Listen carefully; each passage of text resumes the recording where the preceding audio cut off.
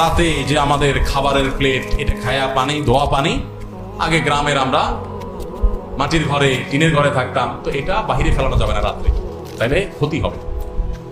এই মাসালা যারা বানাইছেন, জাল হাদিস, নিষেধ নাই কোথাও হাদিসে, ফাললে কেউ ফালাতে পারে, কিন্তু অবশ্যই দেখে শুনে ফালাতে হবে কার গায়ের পড়ে কিনা। আগের যুগে তো এত কারেন্টের ব্যবস্থা ছিল না, এত বিদ্যুৎ ছিল না, লাইট ছিল না, তো কেউ যদি উড়াদুড়া খাইয়েই দরজা খোলা দিয়ে বাইরে মারে, কারো গায়ে পড়তে পারে। পোলাপান যেন এই কাম না করে, যেন বলছে খবরদার, এটা ফালানো যাবে না, ক্ষতি হয়ে যাবে। হ্যাঁ, ভাঙা প্লেটে খাওয়া যাবে না, ক্ষতি হবে। ভাঙা প্লেটের ভাঁজে ভাঁজে হয়তো ওইটা হয়তো কোনো প্লেটের দোকানদার হাদিস বানাইছে, যাতে করে কোনো কোনো প্লেট বিক্রি হয়। দেখি যে আরেকটা মাসালা আছে না এরকম, যে কি যদি পড়ে কেউ বই খোলা রাখে, পোলাপান বই পড়ে খোলা রেখে চলে যায়, তাহলে কি হয়? শয়তানে পড়ে। শয়তানে পড়লে তো ভালো, শয়তান মানুষ হয়ে গেলে তো এটাই চাই আমরা, শয়তানে পড়লে তো ভালোই। আসলে তো তা না, রাতে হাত পায়ের নখ কাটা ঠিক না, কাটালে ক্ষতি হয়। আসলে করোনা দিতে কোথাও নিষেধ নেই, কেউ চাইলে কাটতে পারে, কিন্তু নিষেধ করছে কেন?